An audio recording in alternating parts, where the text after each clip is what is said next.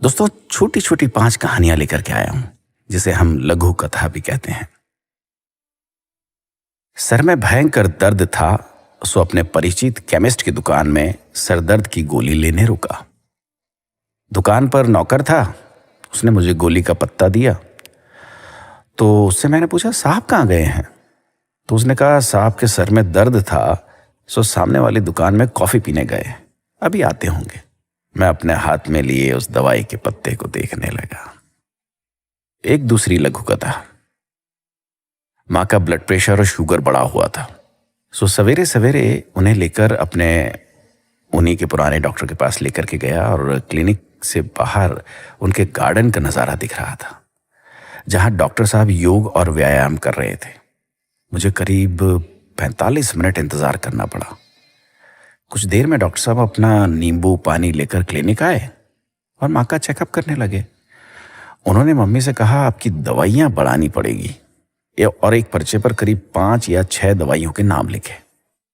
उन्होंने माँ को दवाइयाँ रेगुलर रूप से खाने की हिदायत भी दी।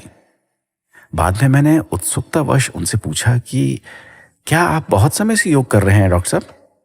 तो उन्होंने कहा, पिछले 15 साल से योग कर रहा हूँ और ब्लड प्रेशर और अन्य बहुत सी बीमारियों से बचा हुआ हूँ। मैं अपने हाथ में लिए हुए माँ के उस पर्चे को देख रहा था, जिसमें उन्होंने ब्लड प्रेशर और शुगर कम करने की कई दवाइयाँ लिख रखी। ऐसी ही एक और कहानी दोस्तों। अपनी बीवी के साथ ब्यूटी पार्लर गया। मेरी बीवी को हेयर ट्रीटमेंट कराना था, क्योंकि उनके बाल काफ़ी ख़राब हो चले थे। रिसेप्शन में बैठी लड़की ने उन्हें कई तरह के पैकेज बताए और उनके फ़ायदे भी। पैकेज 1200 से लेकर 3000 तक के थे। कुछ डिस्काउंट के बाद मेरी बीवी को उन्होंने 3000 रुपये वाला पैकेज 2400 में कर दिया। हेयर ट्रीटमेंट के समय जब उनका ट्रीटमेंट करने वाली लड़की के बालों से अजीब सी खुशबू आ रही थी, तो मैंने उससे पूछ लिया, आपने क्या लगा रखा है? कुछ अजीब सी खुशबू आ रही है। तो उसने कहा कि उसने तेल में मेथी और कपूर मिलाकर रखा है, इससे बाल सॉफ्ट हो जाते हैं और जल्दी बढ़ते हैं। मैं अपनी बीवी की शक्ल देख रहा था, जो 2400 रुपये में अपने बाल अच्छे कराने आई थी। इसी तरह एक और छोटी सी कहानी। मेरी रईस कजीन, जिसका बड़ा डेयरी फार्म है, उसके फार्म पर जाना हुआ मेरा। फार्म में करीब 150 विदेशी गायें थी, जिनका दूध मशीनों द्वारा निकालकर प्रोसेस किया जा रहा था। एक अलग हिस्से में 2 देसी गाय हरा चारा खा रही थी। पूछने पर बताया कि उनके घर पर उन गायों का दूध नहीं आता जो विदेशी हैं, जिनका दूध उनके डेयरी फार्म से सप्लाई होता है, बल्कि परिवार के इस्तेमाल के लिए इन 2 देसी गायों का दूध, दही और घी इस्तेमाल होता है। मैं उन लोगों के बारे में सोच रहा था जो ब्रांडेड दूध को बेस्ट मानकर खरीदते हैं।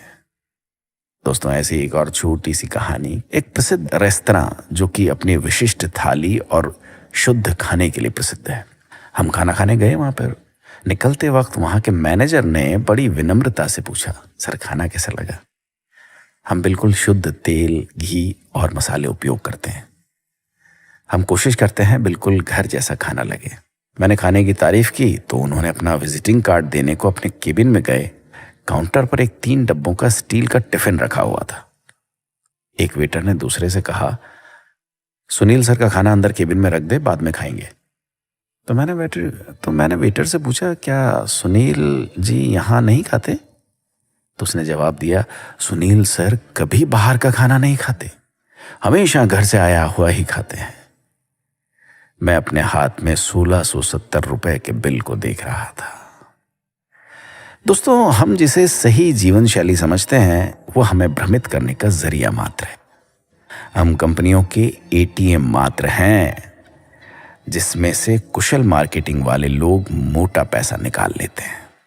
अक्सर जिन चीज़ों को हमें बेचा जाता है, उन्हें बेचने वाले खुद इस्तेमाल नहीं करते। अपना ख्याल रखिएगा।